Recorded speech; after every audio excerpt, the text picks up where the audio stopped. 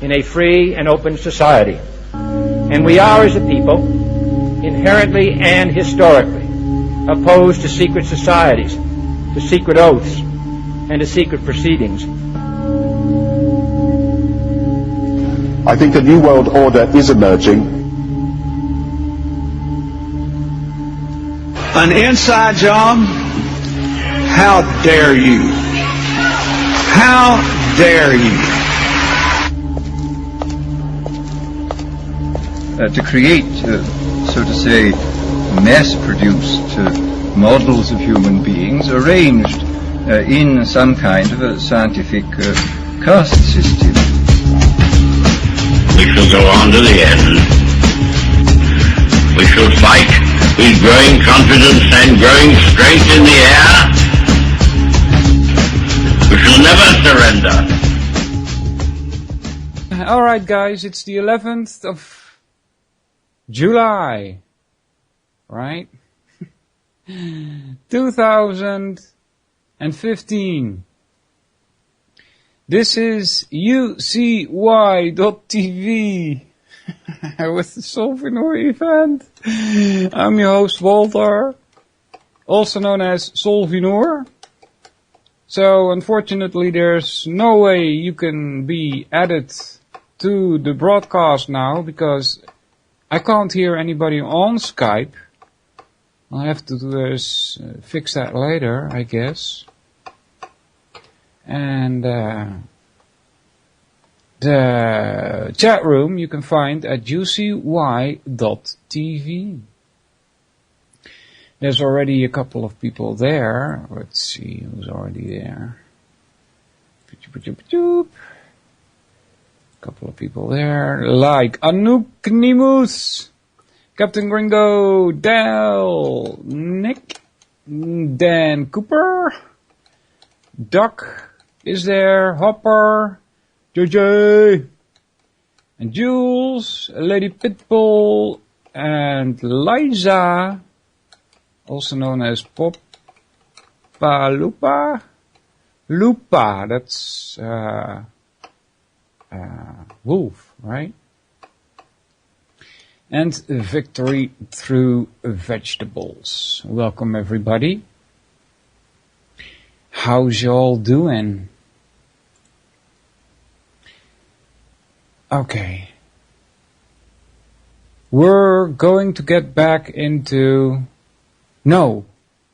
aesthetic penances today. And by the way, the word aesthetic is not used correctly in that remark, Dan. If I put that into Google, aesthetic, right, you get spelled, is from the Greek, is a branch of philosophy dealing with the nature of art, right?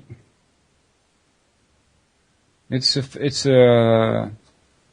think it's the fifth branch of philosophy, coming with metaphysics first, then epistemology, then ethics, then politics, and then aesthetics, right? So I don't know what you mean with that word, but I don't think it's in the right context here. The nature of art, that's what it's about, right? Esthetica, when we say in Dutch. So, unless there is another meaning to that word, aesthetic, you should probably find another English word with what you exactly mean with that. The word penance is interesting. There's another word, repent, right? That's tied to that, because both have the word pen in them. Pen means to pin. The pen is where the sheep go. You understand? So to repent is to go back to your place. Know your place, they say in Britain, right?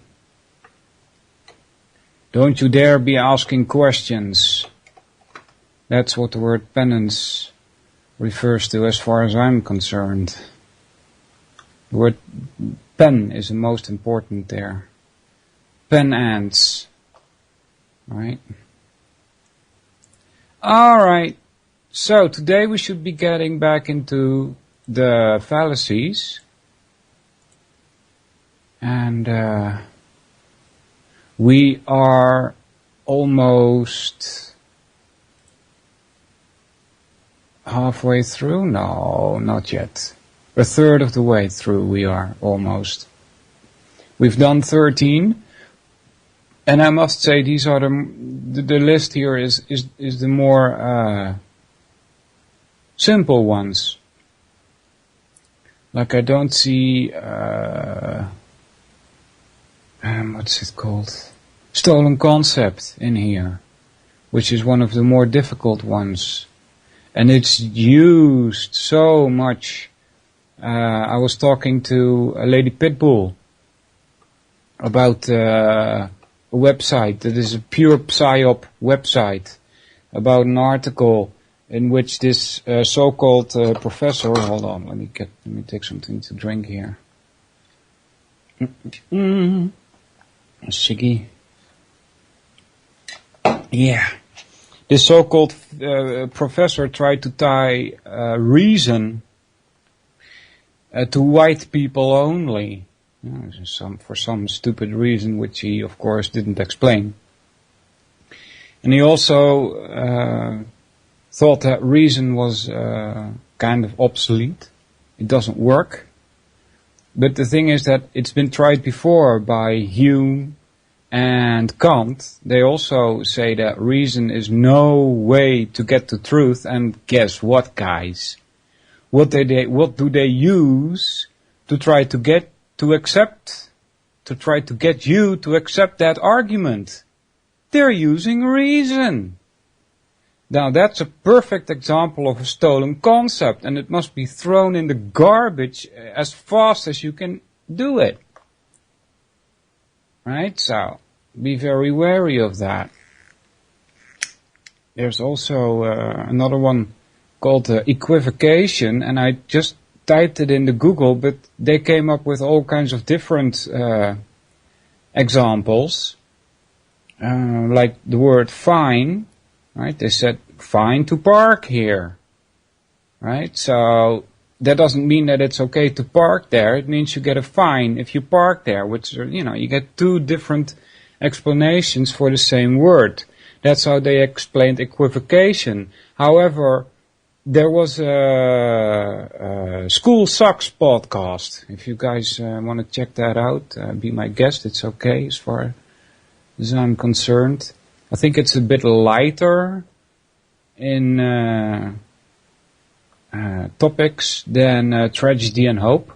I mean, that's a real study site, Tragedy and Hope. Even I say arrogantly, even I have trouble understanding some of the stuff that's being presented there. That's why I'm so glad that I've managed to get Richard Grove on in the coming months somewhere. At least we're trying to make an appointment for that. I hope he will be able to explain some of the things about what's going on at that website, tragedyandhope.com. Check it out. But this Bert, not Bert.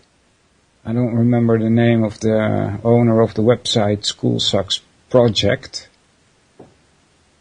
It's a good site, and he explained equivocation, unless I'm confusing words again, but he explained it in a different way. He had this clip from a political figure, whose name I can't remember either. And the question was something like, how can you support the NDAA? National Defense something, NDAA, I believe it was.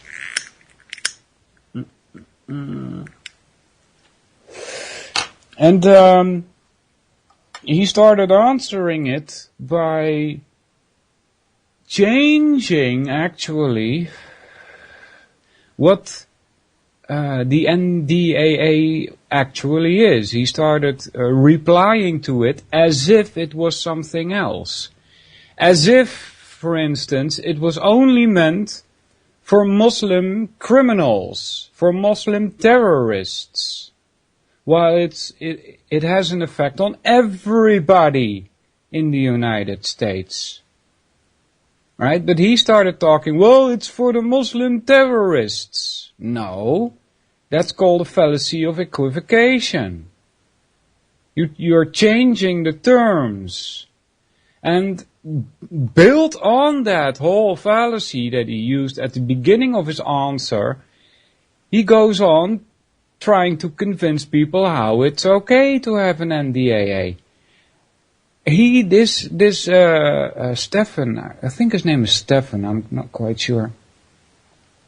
He found 17 to 25 fallacies in a 2-minute clip of this politician.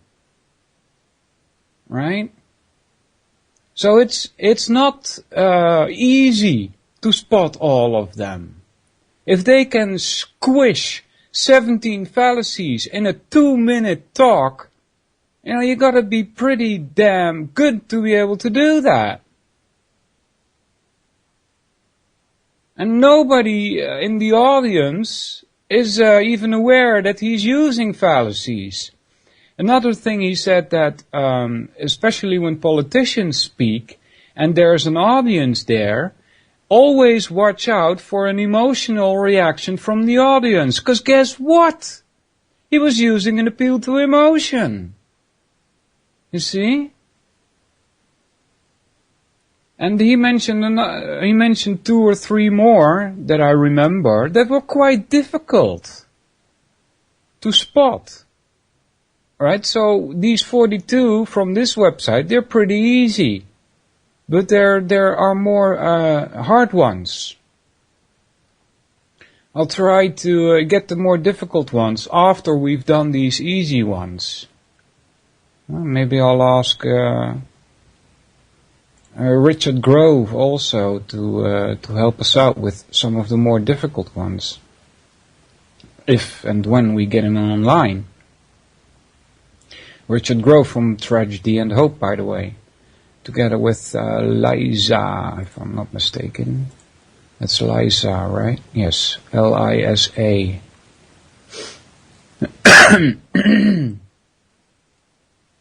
Alright, back to the chat. Here we go. Next fallacy is appeal to spite. Last time we did ridicule. Well, it's pretty easy. Appeal to spite. Fallacy is a fallacy in which spite is substituted for evidence when an argument is made against a claim. This line of reasoning has the following form. That brings to mind to me another thing, is that you make a claim when you're talking to somebody, and what you gotta watch out for is that the way they attack your claim. Right? Of course, you've got to watch out not using fallacies of your own when presenting a claim. Right? Like your premises, are they in order? Can your premises be checked? Right? But if you make a claim, then usually what happens if you're talking to somebody who is unaware, he will start using all kinds of fallacies. Because he doesn't want his worldview disrupted. He wants to stay in his bubble that he's in. So that's the steps here. You make a claim, they start attacking. Right? Appeal to spite has the following form. 1. Claim X is presented with the intent of generating spite. 2.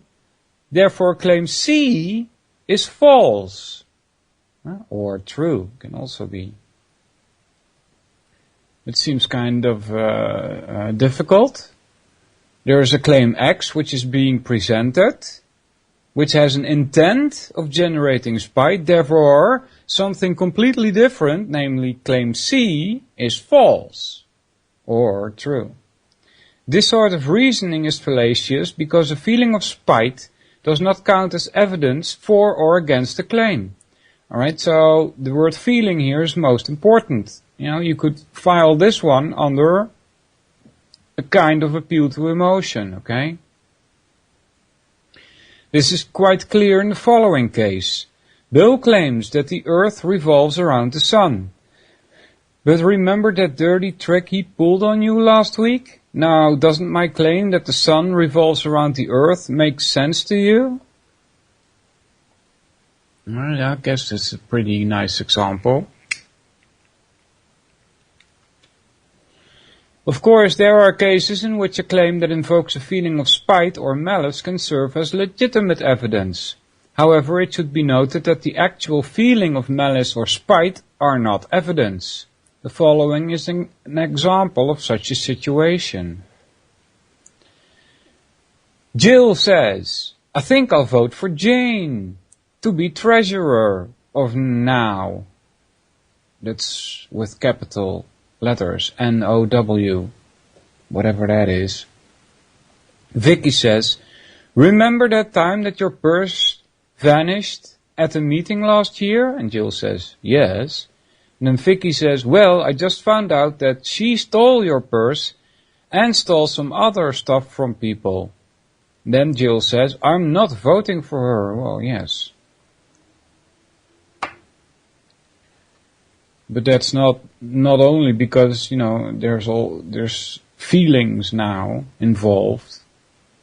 It also seems very logical to not vote for somebody that steals, right? In this case, Jill has a good reason not to vote for Jane. Since a treasurer should be honest, a known thief would be a bad choice. As long as Jill concludes that she should vote against Jane because she is a thief and not just out of spite, her reasoning would not be fallacious. Alright, more examples of appeal to spite. Bill, I think that Jane did a great job this year. I'm going to nominate her for the award. Then Dave says, have you forgotten last year? Remember that she didn't nominate you last year. Then Bill says, you're right, I'm not going to nominate her. Right, so that's a good example of falling for this fallacy. 2. Jill says, I think Jane's idea is a really good one and will really save a lot of money for the department. And then Bill says, maybe, remember how she showed you that your paper had a fatal flaw when you read it at the convention last year? And then Jill says, I had just about forgotten about that. I think I'll go with your idea instead. Alright, so she's feeling not so good that somebody shows her a fatal flaw in the paper. Well, that's kind of stupid, isn't it? If somebody shows you that you've got a fatal flaw in your paper, you should be happy. Oh, you should say, thanks for pointing that out. I hadn't seen that yet. Right? You should be happy with somebody like that, instead of feeling attacked or whatever. Alright, that was appeal to spite. Moving on to the next is appeal to tradition. Also known as appeal to the old. Old ways are best. Fallacious appeal to the past. Appeal to age. Description. Appeal to tradition is a fallacy that occurs when it is assumed that something is better or correct simply because it's older, traditional, or always has been done. This sort of reasoning has the following form. 1. X is old or traditional. 2. Therefore X is correct or better. This is kind of the opposite of appeal to novelty, right? This sort of reasoning is fallacious because the age of something does not automatically make it correct or better than something newer. This is made quite obvious by the following example. The theory that witches and demons cause disease is far older than the theory that microorganisms cause diseases. Therefore, the theory about witches and demons must be true. Yeah. I'm still on the fence about this one, by the way.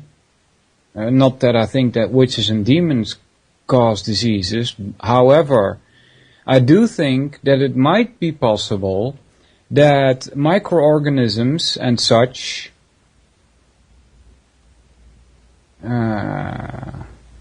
if not implanted in you via vaccines, I think there might be, in Dutch we say wisselwerking. How do I put that in English? Kind of like working together, but it's not quite the best explanation. But that these microorganisms might manifest itself due to a mental state. Right? Because, maybe you've done this as a child. I have, and it fracking works. Because I didn't want to go to school this one day, and I just kept thinking to myself, I'm so sick, Well, I wasn't, right? But I was just thinking, I want to be sick, and I'm so sick, and I don't want to go to school, I just want to be sick. And my mother came up to me, or no, it was not my mother. It was somebody else. And, she says to me, well, symbiotic. Yeah, I guess that could be the word, Anok. Thanks. Although I don't think that's the word either. Let me try and, maybe even my Dutch word is, and wisselwerking is not really pointing to what I'm trying to say. But she said, look, you're not looking so good today. Why don't you just stay in bed and not go to school today? Because I wasn't sick. I was only mentally trying to manifest that, right? And it works. I even felt a little sick for about half an hour after that. Wisselwerking, translate to English. Let's see what we get. Interaction. Yeah, maybe that's a good word. Interaction. So it doesn't have to, of course, when you get vaccinated, there's a chance that you're going to be really sick, right? So then, yes, the stuff that's being put in your body actually makes you sick. But I think it's possible that it's also the other way around. That you can make yourself sick, and then these microorganisms manifest itself. There had been this study already done then. There has been the study that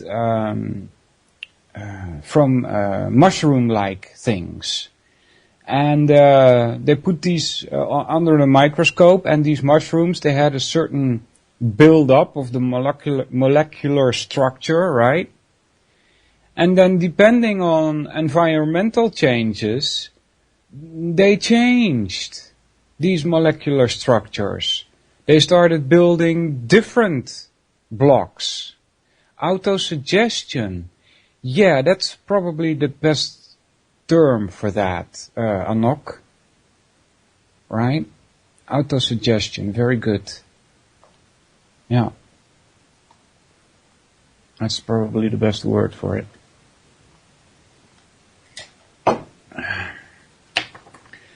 So at a micro level, things seem to be able to change from one kind of molecule to a different kind of molecule. Alright, so that's enough about sickness. The theory that witches and demons cause disease is far older than the theory that microorganisms cause diseases. Therefore, the theory about witches and demons must be true, right? So that's committing a fallacy appeal to tradition. This sort of reasoning is appealing for a variety of reasons. First, people often prefer to stick with what is older or traditional.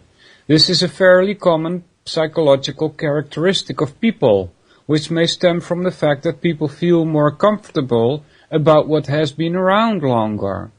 Second, sticking with things that are older or traditional is often easier than testing new things. Hence, people often prefer older and traditional things out of laziness. Yeah. Hence, appeal to tradition is a somewhat common fallacy.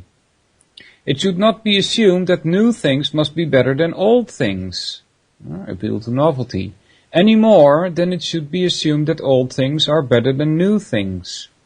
The age of something does not in general have a bearing on its quality or correctness in this context. Right? When you're talking about wine, for instance, or whiskey, age does have a certain effect.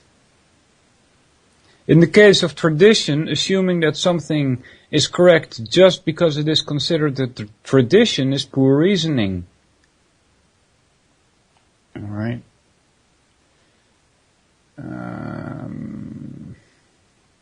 One final issue. I was skipping some things because I think it's really too easy. One final issue that must be considered is the test of time. In some cases, people might be assuming that because something has tested as a tradition or has been around a long time, that it is true because it has passed the test of time. If a person assumes that something must be correct or true simply because it has persisted a long time, then he has committed appeal to tradition. After all, as history has shown, people can persist in accepting false claims for centuries. Yeah. But, this is not a correct line of reasoning in this paragraph. If it's passed the test of time, that means it has passed, right? Like you fracking pass an exam.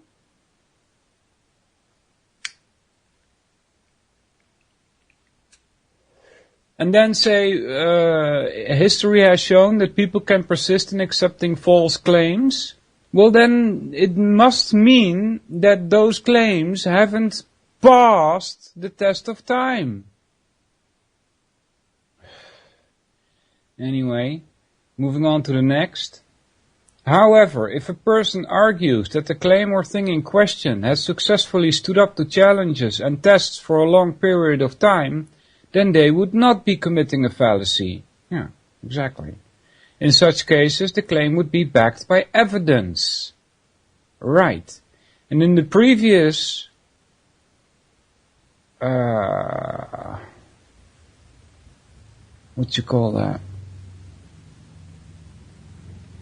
previous lines, I guess, because I can't come up with the word. It says, after all, as history has shown, people can persist in accepting false claims for centuries. Well, that's because there was no evidence for them. As an example, the theory that matter is made of subatomic particles has survived numerous tests and challenges over the years. So there is a weight of evidence in its favor. Yeah, I'm even starting to doubt that, to be honest with you.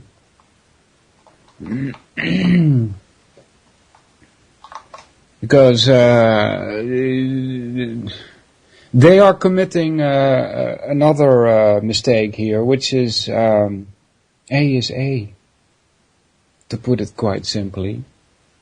A specific thing is what it is, and not something else. It's the law of contradiction, or better known as a law of non-contradiction. Right? A thing cannot be something and something else at the same time. Right? A is A. And if you get into these what's matter made of things, they're already committing this mistake, this error at the very start, because they say, well, it's made of protons and neutrons and electrons, right? But they can't pinpoint an electron. They can't. They can only guess as to where it's supposed to be, or in which shell it is at that specific time. Alright, so they can't pinpoint it. Well, it's a wave. No, it's a particle. Alright?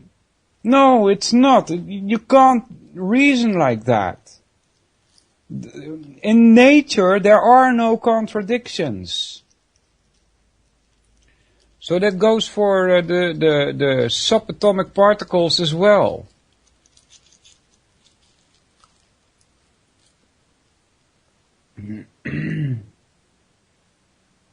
The claim is reasonable to accept because of the weight of the evidence. Well, I wouldn't call it evidence. I would call it drawing wrong conclusions from the perceptions. That's what I would call it. The claim is reasonable to accept because of the weight of this evidence and not because the claim is old. Thus, a claim surviving legitimate challenges and passing valid tests for a long period of time can justify the acceptance of a claim. But mere age or persistence does not warrant accepting a claim. Examples of appeal to tradition. Sure, I believe in God. People have believed in God, and I'll put an S behind that, for thousands of years. So it seems clear that God must exist. Right? This is not appeal to tradition. This is appeal to popularity. After all, why else would the belief last so long? 2.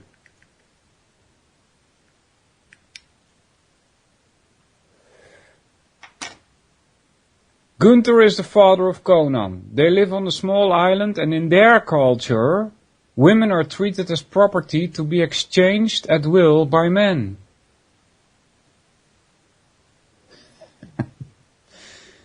Conan, father, when I was going to school in the United States, I saw that American women are not treated as property. Really? You should ask Hal Anthony about that. In fact, I read a book by this person named Mill in which he argued for women's rights. And Gunther says, so, what's your point, son? And Conan says, well, I think that it might be wrong to trade my sister for cattle. They are human beings and should have a right to be master of their own fate. And Gunther says, what a strange and new-fangled notion you picked up in America.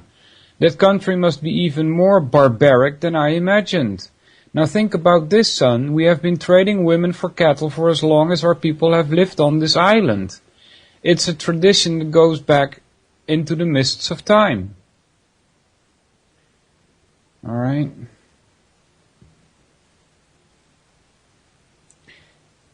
I wonder, Captain Gringo says, I wonder if the mountain men used the trivium against the Indians. India. I wonder if the mountain men, who are the mountain men? I don't understand your question at all, Cap.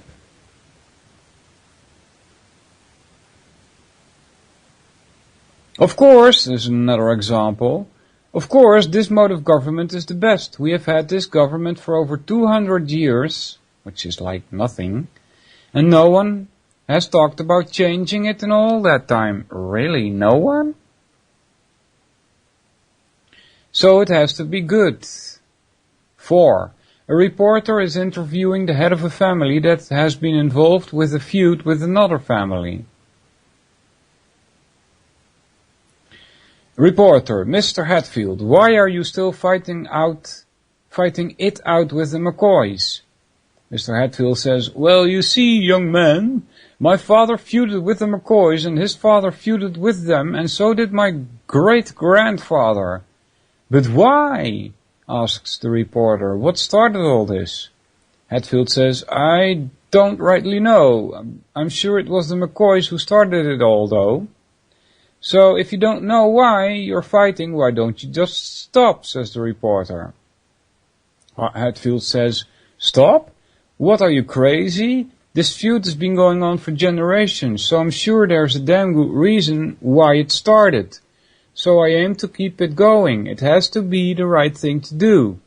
Hand me my shooting iron, boy. I'll see one of those McCoy skunks sneaking in the cornfield. Jesus, what crappy examples. You found, Dan says, he found the missed communication in the Mahabharata. Will you guys start making sense there in the chat? Seriously. Or is it just my English that's so bad? 16. Bandwagon. Description of bandwagon, which is also known as peer pressure. Really? Well, I guess so.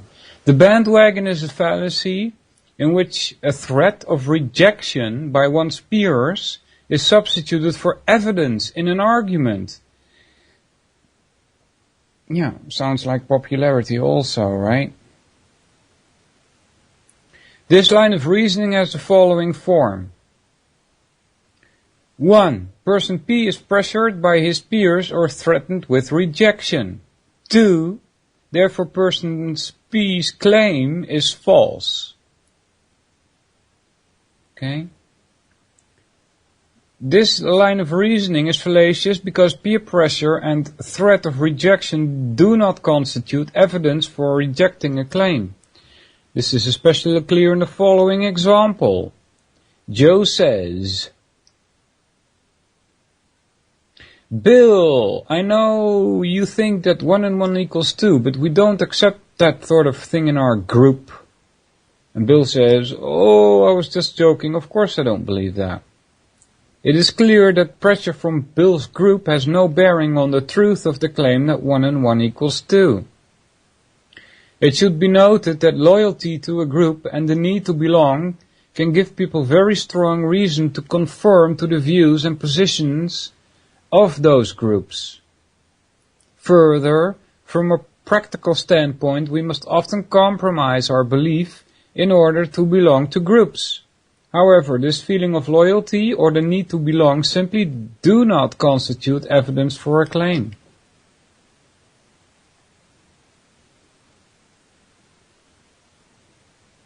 Captain Gringo, you could either listen or use the trivium. Again, I don't get it. What are you guys getting at? You know, listening is a part of the trivium, right? First of all, it's a part of communication, which brings you to rhetoric. And second of all, it's a part of grammar, right? By listening, you get new data, which is grammar, the first step of the trivium. And the second step is logic.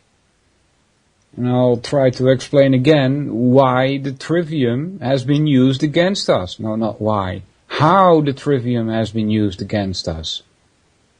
They skip the grammar part. They omit certain facts and present you with only the parts of the grammar that will lead you to a certain conclusion via your logic. right? So they skip part of the grammar and go directly to the logic part.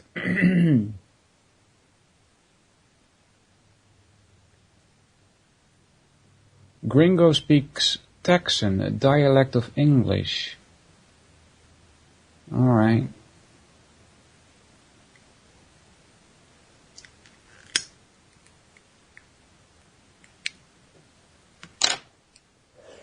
I'm sorry, I don't get it. Examples of a bandwagon. Bill says that he likes the idea that people should work for their welfare when they can. His friend laughs at him, accuses him of fascist learnings, and threatens to ostracize him from their group. He decides to recant and abandon his position to avoid rejection. People should work for their welfare. What's the definition of welfare here? Let me check that out. Copy that out. And Google definition welfare. Happiness, fortune. Definition from government provided support is also another definition. Full definition: the state of doing well, especially in respect to good fortune, happiness, well-being, or prosperity. Another one, definition of welfare: government program which provides financial aid to individuals or group. Right, the Dutch word seems a lot like it. We say welvaart. Alright.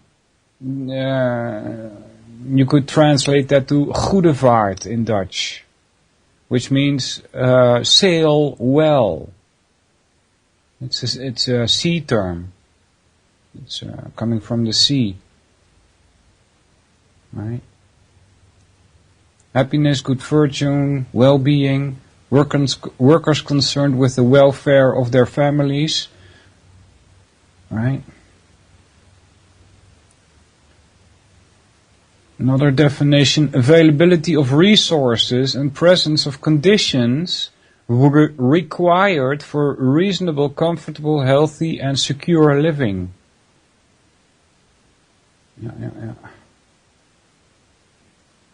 Yeah, I was just wondering about this definition because they call this society that we live in a welfare society. You know, what does that mean? A lot of people are dependent on the government.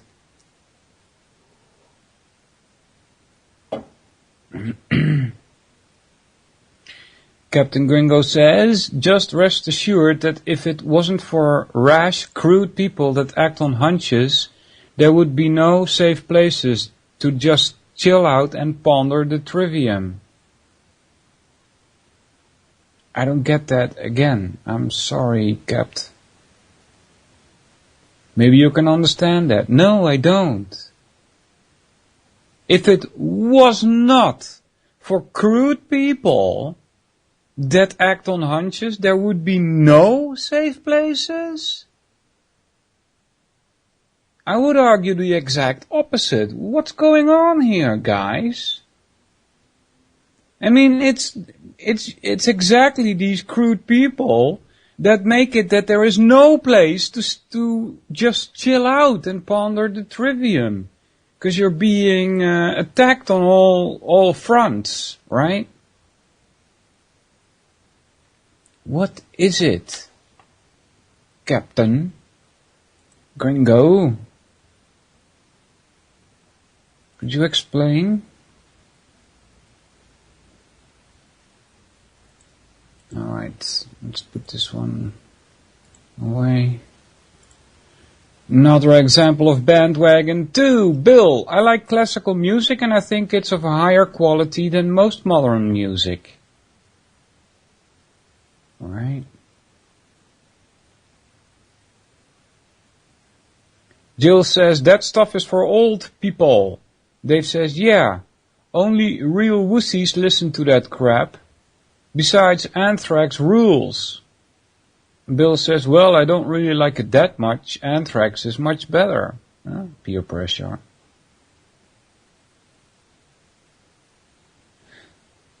Three, Bill thinks that welfare is needed in some cases.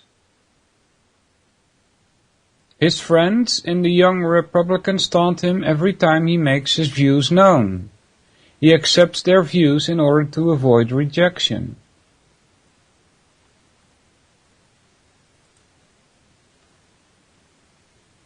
Okay. Next one. Begging the question. Also known as circular reasoning. It's petitio principii. I remember that. Also known as petitio. Petitio principii. Principle. The word comes, right? That which comes first. So there are more than one forms of circular reasoning. But we'll see what we get here. Begging the question is a fallacy in which the premises include the claim that the conclusion is true or assume that the conclusion is true. Excuse me? Because I'm skipping the brackets here.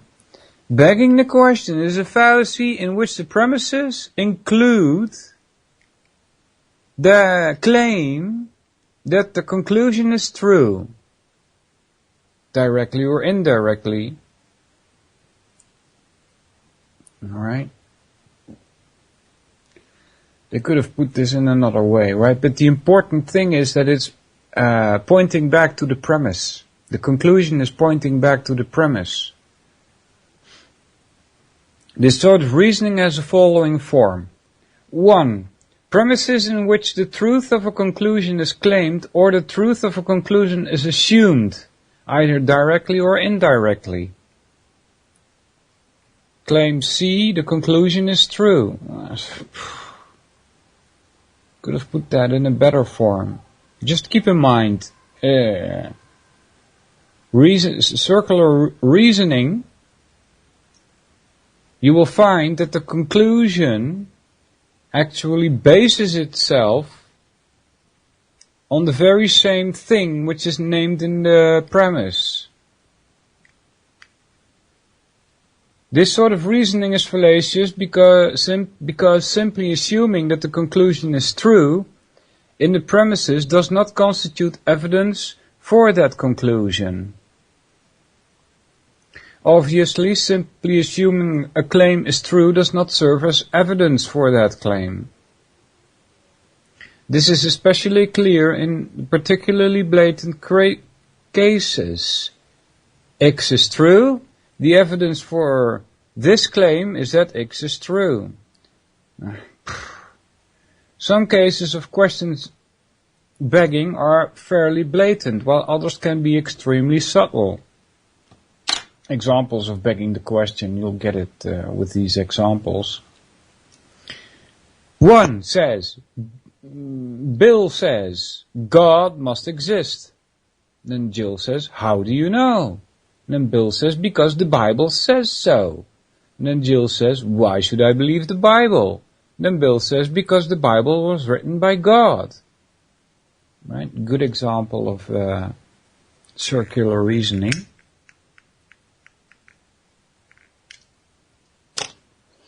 2. If such actions were not illegal, then they would not be prohibited by the law. That's just insanity, right? 3. The belief in God is universal. After all, everyone believes in God. It's another bad example, as far as I'm concerned. First one is good. 4. Interviewer, your resume looks impressive, but I need another reference. Bill says, Jill can give me a good reference. Interviewer, Good, but how do I know that Jill is trustworthy? And then Bill says, certainly I can vouch for her. A reasonable example. Okay, so far for begging the question. Now we're going to another one, which is used sometimes. And it's called biased sample, also known as biased statistics, loaded samples, prejudiced samples, and statistics, loaded statistics, biased induction, biased generalization. This fallacy is committed when a person draws a conclusion about a population based on a sample that is biased or prejudiced in some manner. It has the following form. This is, by the way, exactly what also was used by that politician in the School Sucks Project podcast that I listened to. He was kind of like arguing that because there are Muslim extremists, all of the United States citizens have to be treated as such. Right? It has the following form. Sample S, which is biased, is taken from population P. The conclusion C is drawn about population P based on S. Right? This is exactly what I just said about Muslims and Americans. The person committing this fallacy is misusing the following type of reasoning, which is known variously as inductive generalization and statistical generalization. 1. X% of all observed A's are B's. 2. Therefore, X% of all A's are B's.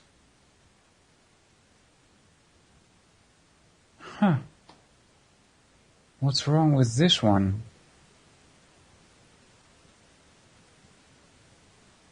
It says a certain percentage of all observed A's are B's. 2, therefore, a certain percent of all A's are... I don't get what's wrong with this one. The fallacy is committed when the sample of A's is likely to be biased in some manner. A sample is based or loaded when the method used to take the sample is likely to result in a sample that does not adequately represent the population from which it is drawn. I don't get this one.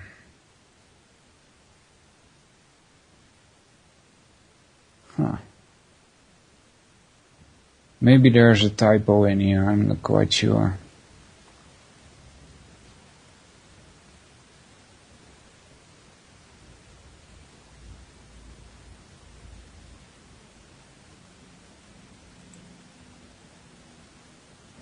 What's going on in the chat? Grams told me that there was a Flat Earth Society in the UK to this day. Yeah, that seems to be the case.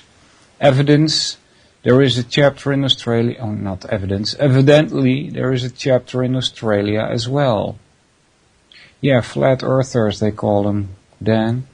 Somewhere, Cap says, somewhere there are some rich old white men laughing their asses off that they got some people to revert thinking back to a flat earth. Excuse me, Cap, why white man? Why do you have to use that word? Dan says, yes, usually those silly societies are just an excuse to get together and drink.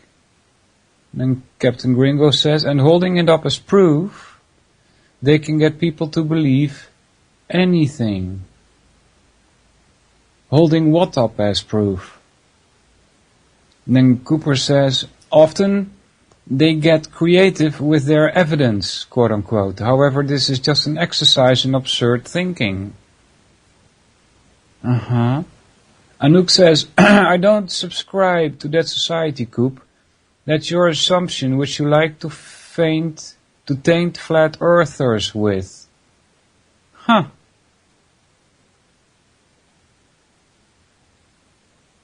You don't subscribe to that society?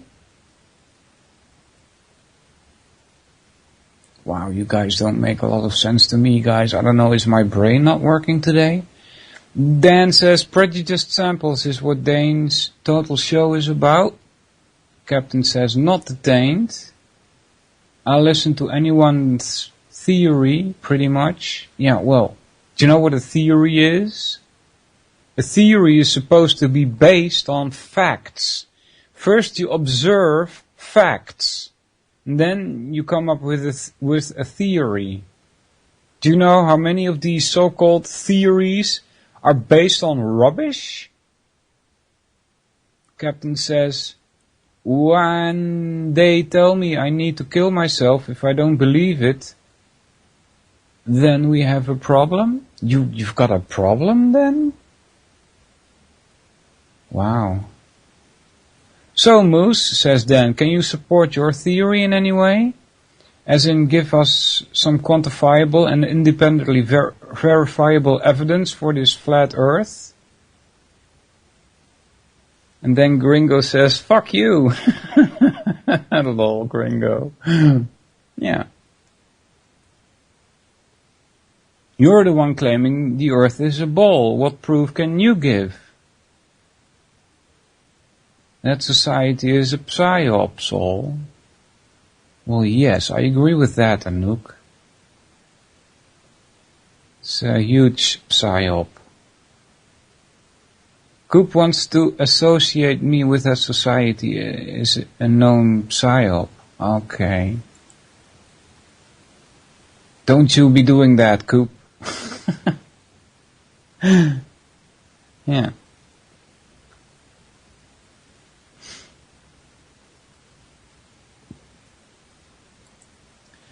Alright, let's get back to where we were.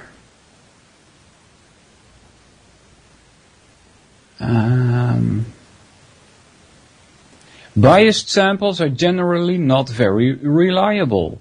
As a blatant case, imagine that a person is taking a sample from a truckload of small colored balls, some of which are metal and some of which are plastic.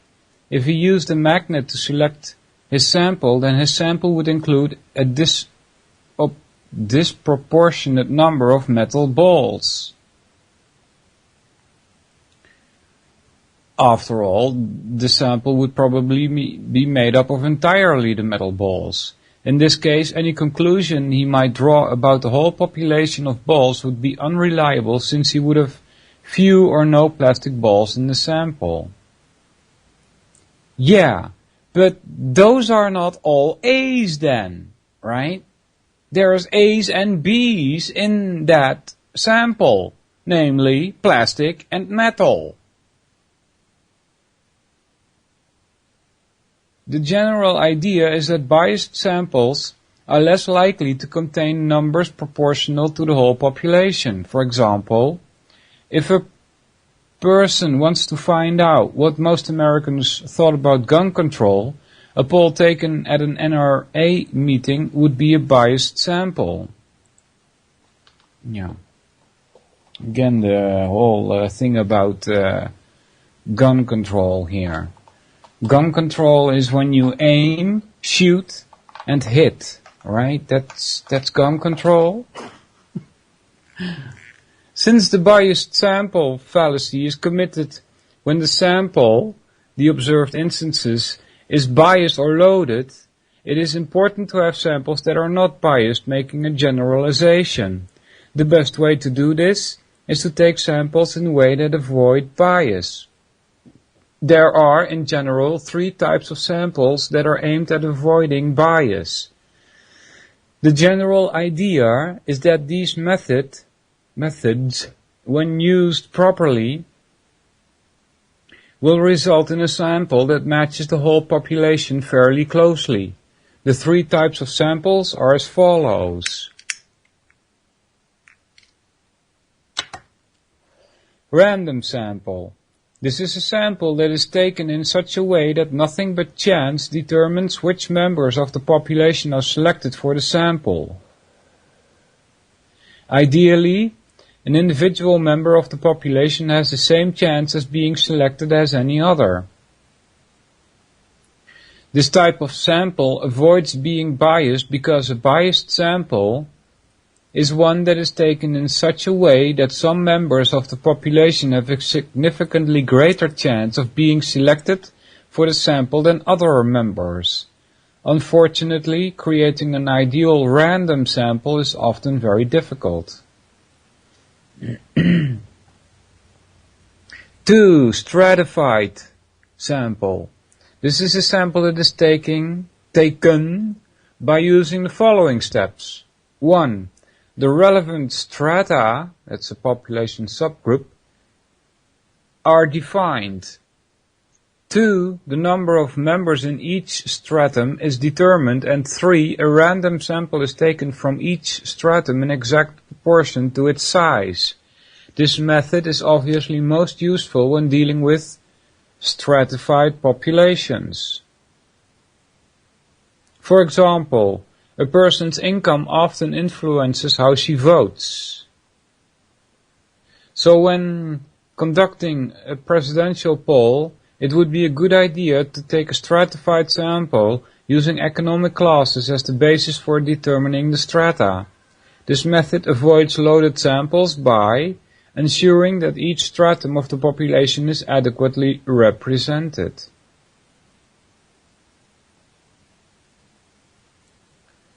Time-lapse sample. This type of sample is taken by taking a stratified or random sample and then taking at least one more sample with a significant lapse of time between them. After 2 samples are taken, they can be compared for changes. This method of sample taking is very important when making predictions. A prediction based on only one sample is likely to be a hasty generalization. People often commit biased samples because of bias or prejudice. For example, a person might intentionally or unintentionally seek out people or events that support his bias. As an example, a person who is pushing a particular scientific theory might tend to gather samples that are biased in favor of that theory. People also commonly commit this fallacy because of laziness or sloppiness. It is very easy to simply take a sample from what happens to be easily available rather than taking a sample and effort, than taking the time and effort to generate an adequate sample and draw a justified conclusion.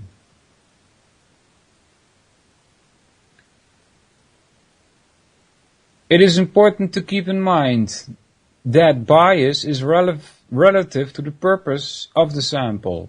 For example, if Bill wanted to know what NRA members thought about gun control law, then taking a sample at an NRA meeting would not be biased. However, if Bill wanted to determine what Americans in general thought about the law, then a sample taken at an NRA meeting would be biased.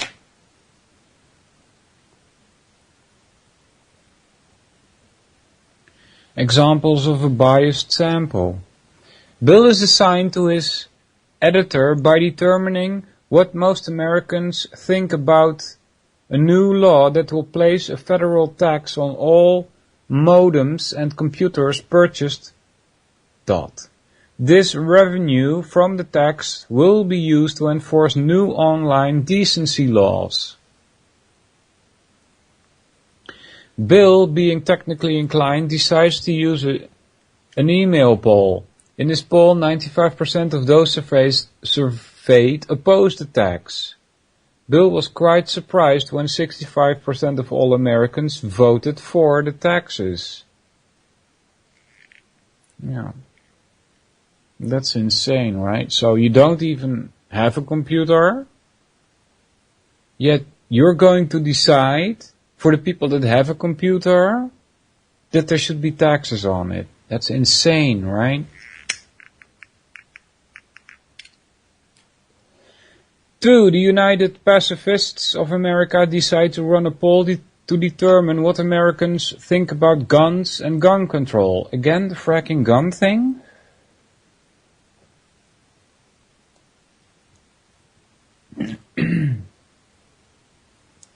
Jane is assigned the task of setting up the study. To save mailing costs, she includes the survey form in the group's newsletter mailing. She is very pleased to find out that 95% of those surveyed favor gun control laws, and she tells her friend that the vast majority of Americans favor gun control laws. Well, guess what? They don't work. Why don't these laws work? Because criminals don't care about laws. It's quite simple, isn't it? 3. Large-scale polls were taken in Florida, and then, again, go the opposite way. Law-abiding citizens would then no longer be able to defend themselves against these criminals who don't care about the law anyway. Right? It's just absolute insanity to devoid a population of guns. Hey there, Atox, how you doing, buddy? 3. Large-scale polls were taken in Florida, California, and Maine, and it was found that an average of 55% of those polled spent at least 14 days a year near the ocean. So it can be safely concluded that 55% of all Americans spend at least 14 days near the ocean each year. Yeah, bad example. Burden of proof, this one is important. Appeal to ignorance, it's called. Ad ignorantium. This has to do with the fact that you can't prove a negative. If somebody makes a claim and then says, well, you can't disprove it, therefore it must be true, you can say, no, there's a burden of proof, onus of proof. If you make a claim, then you're the one who has to support your claim by evidence. Burden of proof is a fallacy in which the burden of proof is placed on the wrong side. Hey Joe, how you doing, buddy? Another version occurs when a lack of evidence for side A is taken to be evidence for side B, in cases where the burden of proof actually rests on side B. Blah, blah. A common name for this is appeal to ignorance. This sort of reasoning has the following form. 1. Claim X is presented by side A, and the burden of proof actually rests on side B. It already goes wrong there. 2. Side B claims that X is false because there is no proof for X.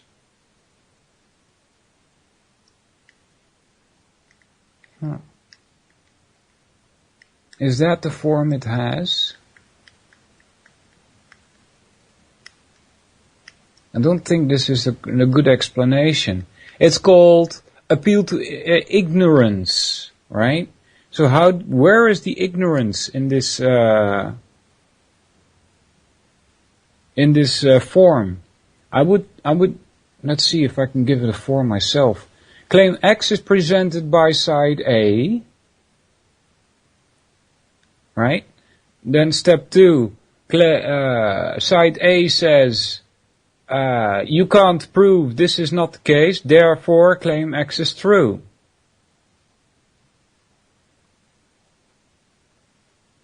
Right? Not B claims that there is no proof. No, A claims that you can't disprove. That would be the correct form, as I understood it anyway. In many situations, one side has the burden of proof resting on it. No, not in many situations. In all situations. One side has the burden of proof resting on it. Namely, the side that is making the claim. This seems quite obvious, doesn't it? This side is obligated to provide evidence for its position. The claim of the other side, the one that does not bear the burden of proof, is assumed to be true unless proven otherwise. Right, that's good.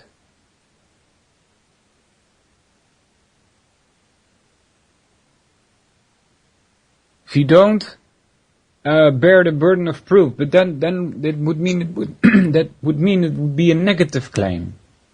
Like for instance, person A says God exists. Then person B claims God does not exist.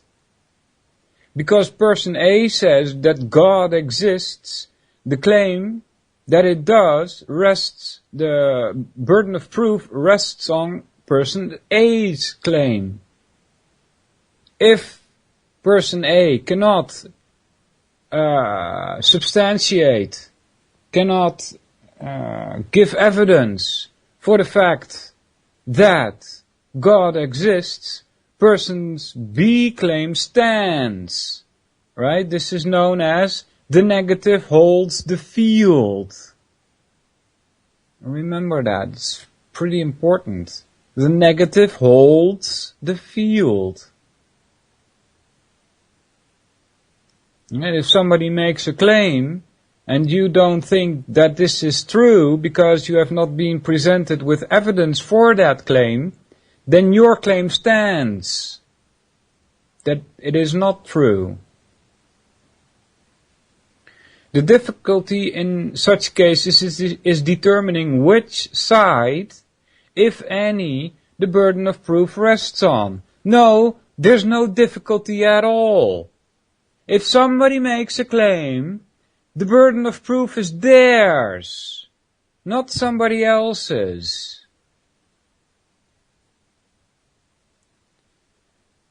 In many cases, settling this issue can be a matter of significant debate. In some cases, the burden of proof is set by the situation. For example, in American law a person is assumed to be innocent until proven guilty. Exactly! That's why the burden of proof rests on the prosecution, not the other way around, right? I know it seems to be different nowadays, but you can't prove your own innocence. It's impossible because you cannot prove a negative. Right? For example, some prosecutor drags you to court and says, you killed your wife. Right? And then you say, well, this is not true. And then the prosecutor says, well, prove that it wasn't you. And then you say, well, I was somewhere else totally. I was in New York when the murder happened in Los Angeles. For instance, even assuming that there is a murder there, right? And then the prosecutor said, well, no, that was not you. That was your double brother. Would you call that, guys, in English the same?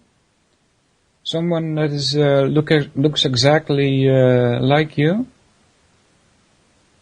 Right?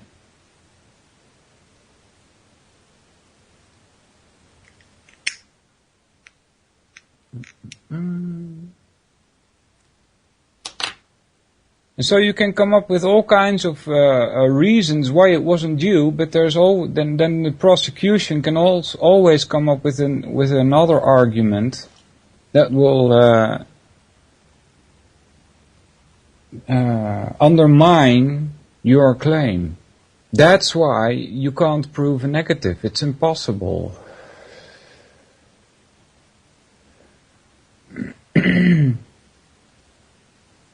That's why you are assumed to be innocent until proven guilty. As another example, in debate, the burden of proof is placed on the affirmative team. Simple, right? As a final example, in most cases the burden of proof rests on those whose claim something exists. No, not in most cases, in all cases. Example of burden of proof. 1. Bill says, I think that we should invest more money in expanding the interstate system. Jill says, I think that would be a bad idea considering the state of the treasury. Bill says, how can anyone be against highway improvements?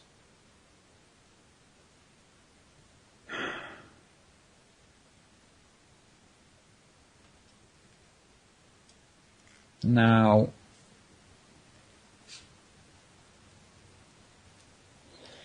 interstate, that means from state to state, right? Like international means lots of countries together. Actually, it sees from Alan Watt I got this. International actually means to bury your country, right? Like for instance the European Union, where countries have lost their sovereignty, right? International. So interstate here, from state to state. And then Bill says, how can anyone be against highway improvements? Now those are two separate things, right?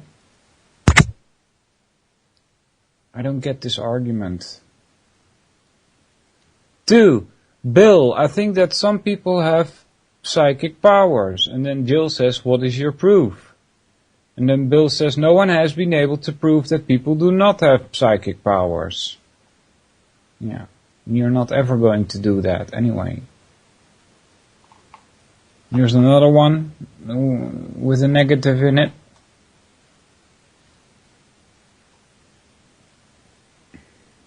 Three, you cannot prove that God does not exist, so he does. Bad reasoning. Alright. Here's another one, circumstantial ad hominem. Ascetic. Yeah, that is ascetes. That's different from aesthetes. Yeah, those are two different words. So you spelled it wrong, because I took your words and copied them from the fracking chat, Dan. Ascetes is something different than aesthetic. Of course it is. Aesthetes, ascetes. You can hear the difference, right?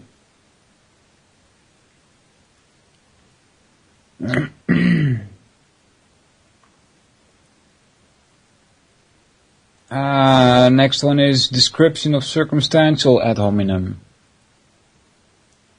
A circumstantial ad hominem is a fallacy in which one attempts to attack a claim by asserting that the person making the claim is making it simply out of self-interest.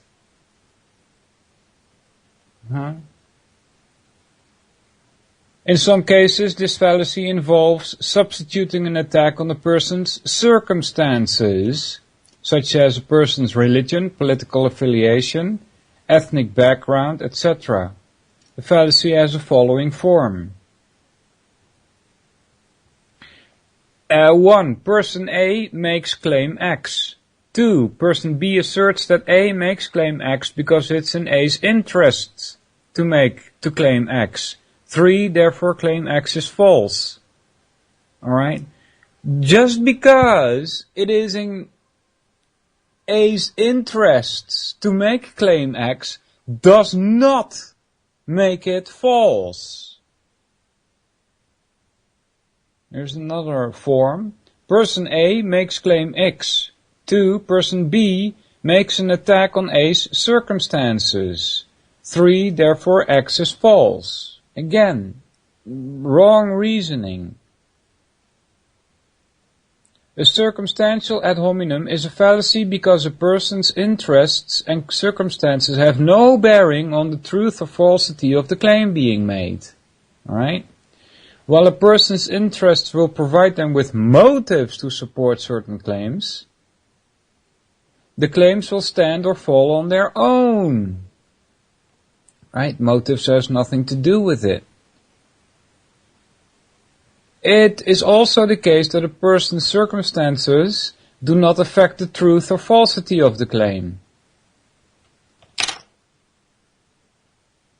There are times when it is prudent to be suspicious of a person's claim, such as when it is evident that the claims are being biased by the person's interests.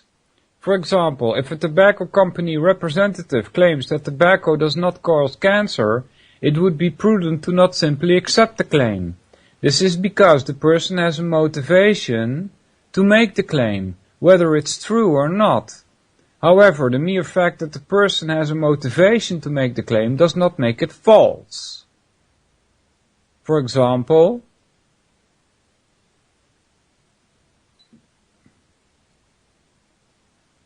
no, I didn't say ascetic. Christ, then, get off it. For example, suppose a parent tells her son that sticking a fork in the light socket would be dangerous. Simply because she has a motivation to say this obviously does not make her claim false.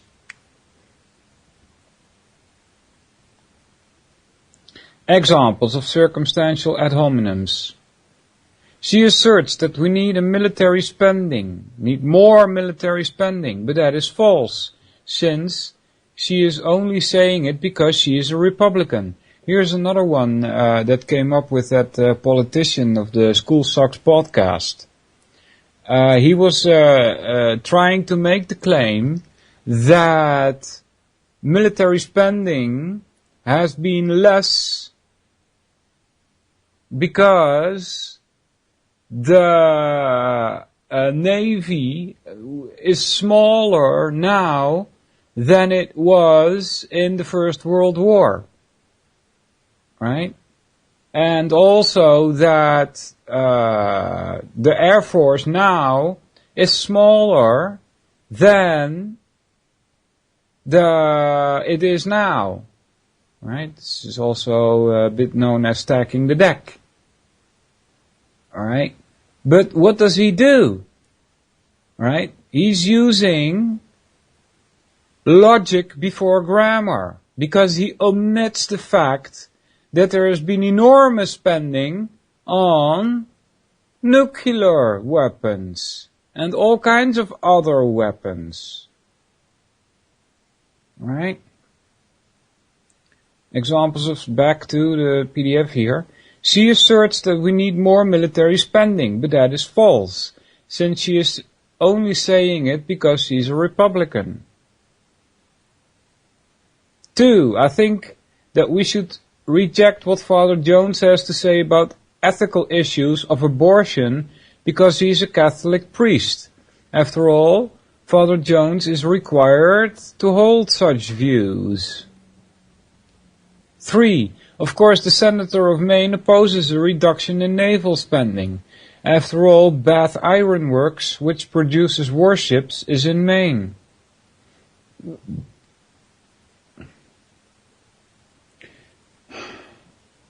4. Bill claims that tax breaks for corporations increases development. Of course, Bill is the CEO of a corporation.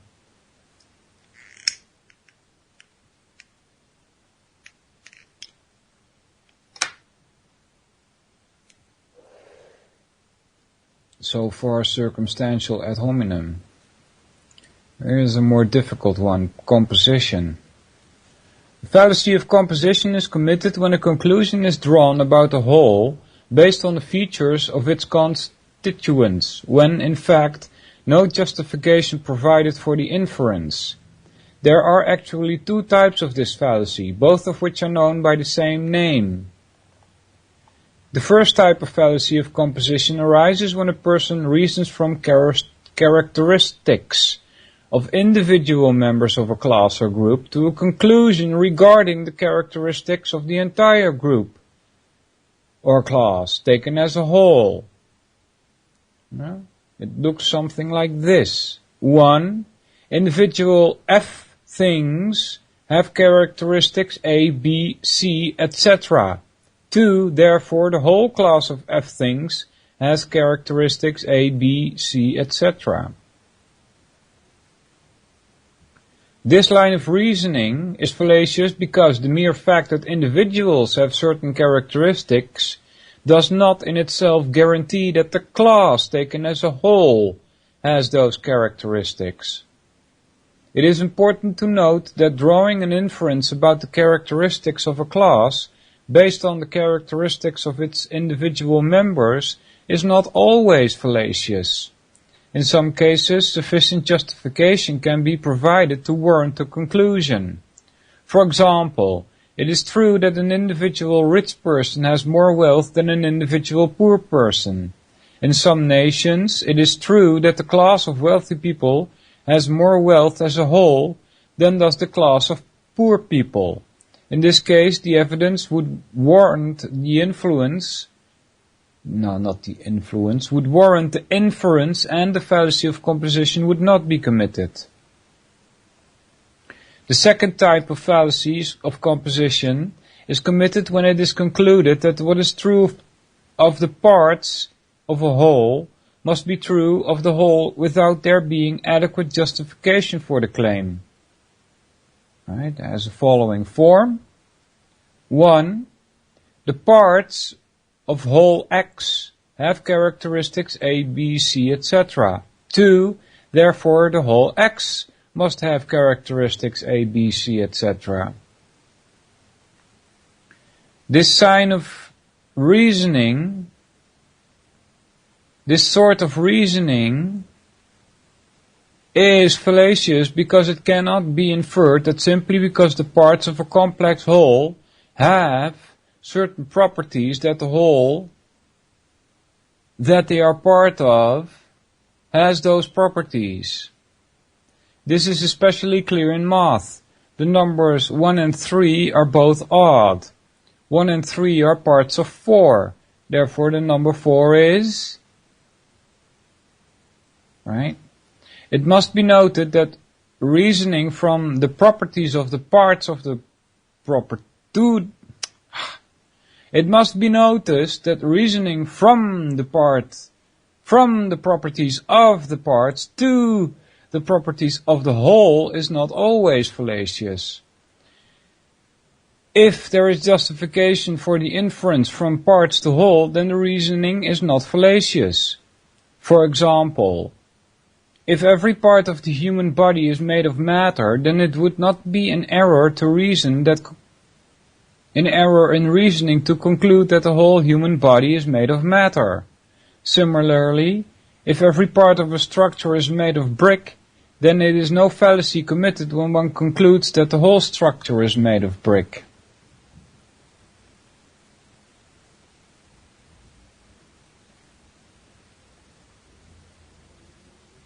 Examples of composition. A main battle tank uses more fuel than a car.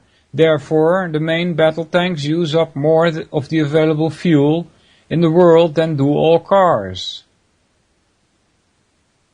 2. A tiger eats more food than a human being. Therefore, tigers as a group eat more food than do all humans on Earth. 3. Atoms are colorless. Cats are made of atoms, so cats are colorless. 4. Every player on the team is a superstar and great player, so the team is a great team. This is fallacious since the superstars might not be able to play together very well, and hence they could be a lousy team. 5. Each part of the show, from the special effects to the acting, is a masterpiece, so the whole show is a masterpiece. This is fallacious since a show could have a great acting, great special effects and such, yet still fail to come together to make a masterpiece. Come on, you like beef, potatoes and green beans, so you will like this beef, potato and green bean casserole. This is fallacious for the same reason that the following is fallacious. You like eggs, ice cream, pizza, cake, fish, jello, chicken, taco, sauce, soda, and so on. And so you must like this yummy dish made out of all of them. 7. Sodium and chloride are both dangerous to humans. Therefore, any combination of sodium and chloride will be dangerous to human. Right, sodium chloride is just table salt, right? Alright, so far composition. Here is confusing cause and effect.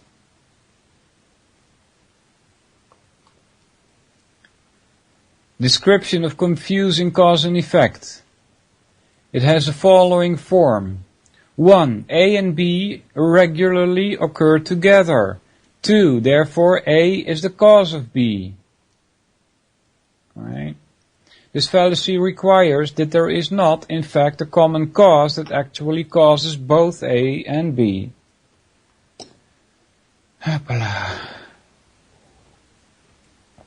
The fallacy is committed when a person assumes that one event must cause another just because the events occur together. More formally, this fallacy involves drawing the conclusion that A is the cause of B simply because A and B are in regular conjunction, and there is not a common cause that is actually the cause of A and B. The mistake being made is that the causal conclusion is being drawn without adequate justification.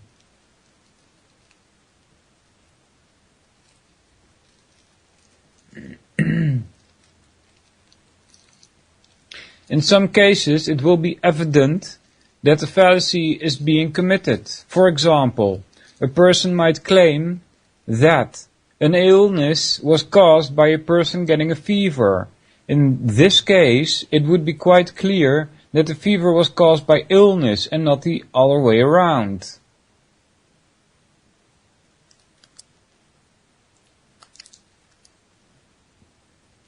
In other cases, the fallacy is not always evident.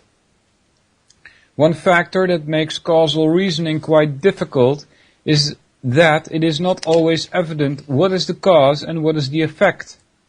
For example, a problem child might be the cause of the parents being short-tempered, or the short temper of the parents might be the cause of the child being problematic. The difficulty is increased by the fact that some situations might involve feedback. For example, the parent's temper might cause the child to become problematic and the child's behavior could worsen the parent's temper. In such cases, it would be rather difficult to sort out what caused it in the first place. In order to determine that the fallacy has been committed, it must be shown that the causal conclusion has not been adequately supported, and that the person committing the fallacy has confused the actual cause with the effect. Showing that the fallacy has been committed will typically involve determining the actual cause and the actual effect. In some cases, as noted above, this can be quite easy. In other cases, it will be difficult. In some cases, it might be almost impossible. Another thing that makes causal reasoning difficult is that people often have very different conceptions of cause, and, in some cases, the issues are clouded by emotions and ideologies. For example, people often claim violence on TV and in movies must be censored because it causes people to like violence. Other people claim that there is violence on TV and in movies because people like violence. In this case, it is not obvious what the cause really is, and the issue is clouded by the fact that emotions often run high on this issue. While causal reasoning can be difficult, many errors can be avoided with due care and careful testing procedures. This is due to the fact that the fallacy arises because the conclusion is drawn without due care. One way to avoid the fallacy is to pay careful attention to the temporal sequences of events. Since, outside of Star Trek, effects do not generally precede their causes, if A occurs after B, then A cannot be the cause of B. However, these methods go beyond the scope of this program. All causal fallacies involve an error in causal reasoning. However, this fallacy differs from the other causal fallacies in terms of the error in reasoning being made. In the case of a post hoc fallacy, the error is that a person is accepting that A is the cause of B simply because A occurs before B. In the case of the fallacy of ignoring a common cause, A is taken to be the cause of B, where there is, in fact, a third factor that is the cause of both A and B. Examples of confusing cause and effect.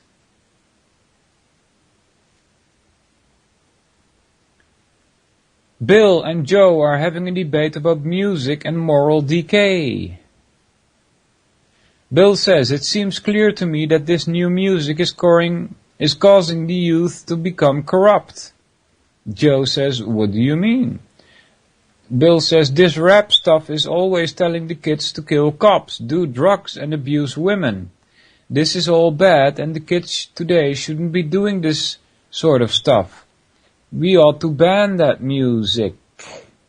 Joe says, "So, you think that getting rid of the rap music would solve the drug, violence, and sexism problems in the United States?" "That's not what Bill says, Joe." Anyway, continuing, Bill, "Well, it wouldn't get rid of it all, but it would take care of a lot of it." Now, Bill falls for Joe's misleading question.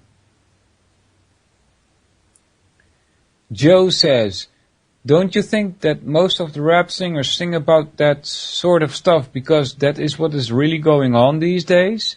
I mean, people often sing about the conditions of their time, just like the people did in the 60s. But then I suppose that you think that people were against the war and into drugs just because they listened to Dylan and Baez, something like that." And then Bill says, "Well," and then Joe says, "Well, it seems to me that the main cause of the content of the rap music is the pre-existing social conditions. If there weren't all these problems, the rap singers wouldn't be singing about them.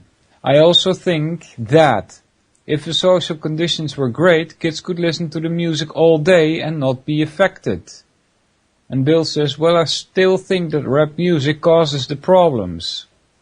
You can't argue against the fact that social ills really picked up at the same time rap music gulf started." All right.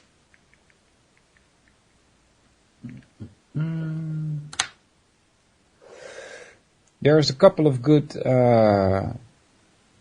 podcasts on this at Tragedy and Hope via the Peace Revolution links. 2. It is claimed by some people that severe illness is caused by depression and anger. After all, people who are severely ill are often very depressed and angry. Thus it follows that the cause of severe illness actually is depression and anger. So a good and cheerful attitude is a key to staying healthy. Crap. 3. Bill sets out several plates with bread on them. After a couple of days he notices that the bread has mold growing all over. Bill concludes that the mold was produced by the bread going bad.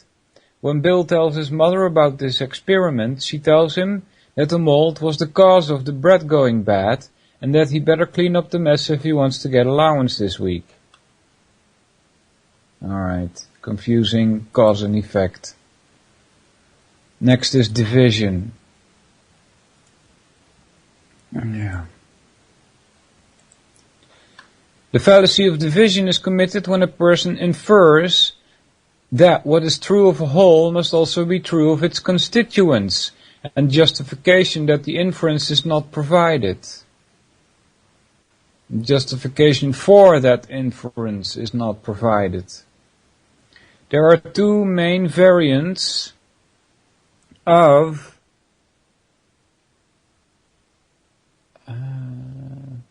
the general fallacy of division. The first type of fallacy of division is committed when 1. A person reasons that what is true of a whole must also be true of the parts, and 2. The person fails to justify that inference with the required degree of evidence. More formally, the reasoning follows this sort of pattern. 1. The whole X has properties A, B, C, etc.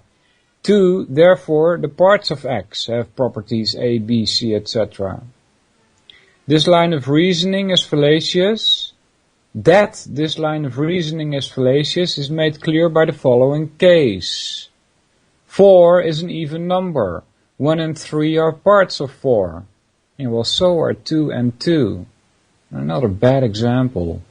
Therefore, 1 and 3 are even. You could have chosen much better examples. I hope we get some at the bottom.